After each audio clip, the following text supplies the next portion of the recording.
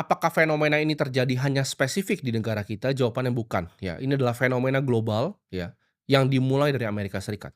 Ada lebih ya dari 180 buat kalian yang nggak tahu mata uang yang ada di dunia ini, ya. Di ASEAN aja ada berapa? Beda-beda, ada Vietnamese Dong, ada Filipina punya peso, ada Thailand punya baht, ya. Ada Indonesian punya rupiah, Timor Leste pun punya dolarnya sendiri mereka. Dan jumlah yang beredar itu, ya, sangat amat cepat dan pesat. Dan ketika mata uang di negara yang berkembang, gue sebutnya, itu dicetak terus-menerus, ya. Akibatnya apa? Mereka yang bekerja keras dan menabung itu akan tergerus nilai uangnya. Dan justru ya bikin uang tersebut berpindah tangan ke orang lain.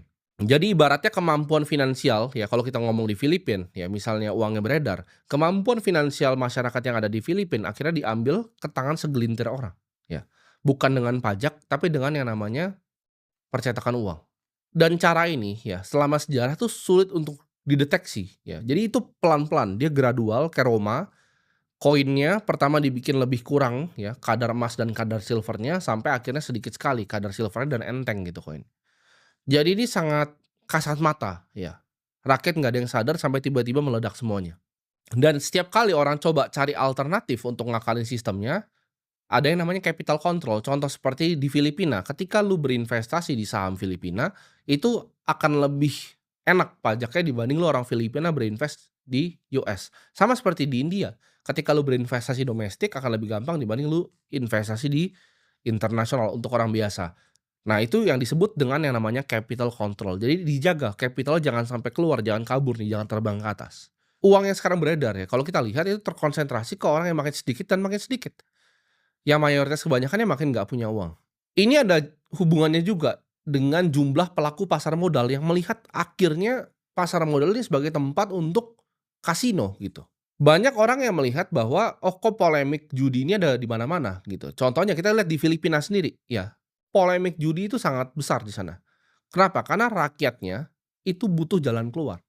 Ketika rakyatnya butuh jalan keluar, itu akan jadi alternatif, ya mereka akan jadi spekulan. Ini kita ngomongin dari di financial market, kita ngomongin dari pasar modal ya, dari saham. Jawabannya karena itu, karena masyarakat cari alternatif untuk mereka bisa berspekulasi dari gajinya yang nggak kunjung naik. Mereka nggak ketemu jalan keluar, jangankan rakyat yang di bawah ya. Waktu ketika gua ke dokter mata dan gua ketemu dokter, dia tanya, "Lebih baik beli indeks S&P 500 atau beli Nasdaq?" Di situ gua hanya bisa terdiam, gua hanya bisa bingung, "Loh kok begini?" Gitu. Karena dia pun sadar ya uangnya terus tergerus, ilusi inflasi 2 sama 3% tuh hanya angka saja, tapi ketika realitanya ketika kita beli bakso 10 tahun lalu dan sekarang hasilnya jauh berbeda. Ketika kita beli rumah 10 tahun dan sekarang hasilnya jauh berbeda. Kalau teman-teman nggak percaya coba buktiin video gua, lu pause ini, lu entar lu play lagi ya 10 tahun lagi, rumah 5 miliar itu akan jadi rumah yang tidak begitu mewah. Elon Musk pernah punya teori yaitu universal high income, di mana ketika semuanya sudah dibantu dengan robotics dan AI, maka manusia ini akan nyampe yang namanya universal high income. Semuanya akan dibagiin uang standar yang nilainya tinggi. Tapi menurut gue ini sangat sulit untuk diaplikasikan. Kenapa? Karena manusia itu ada yang punya harapan, ya harapan akan lebih kelebihan.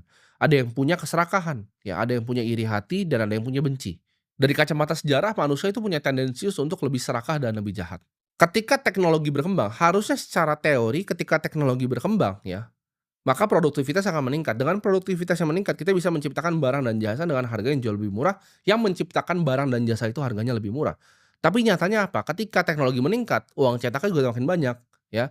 Jadi kayak ibarat didorong nih, teknologi meningkat mau dorong ke kanan, tapi percetakan uangnya dorong dari kanan ke kiri, ya.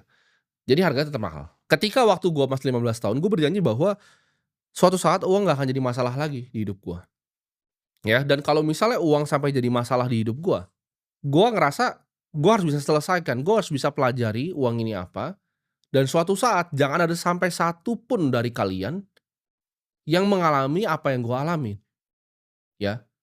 Yaitu kalian nggak ngerti cara main uang, kalian nggak ngerti cara ini bekerja, ya. Jadi waktu itu gue pernah satu hari gue dive deep ke semuanya ya, gue pelajarin Federal Reserve itu apa, gue pelajarin, oh sistem perbankan itu seperti apa itu fractional reserve banking. Gue pelajari apa itu suku bunga, kalau suku bunga naik akan dampaknya seperti apa, kalau suku bunga turun dampaknya seperti apa, suku bunga di negara gue, suku bunga di negara yang lain ya, inflasi itu seperti apa, CPI itu apa, semuanya gue pelajari gitu.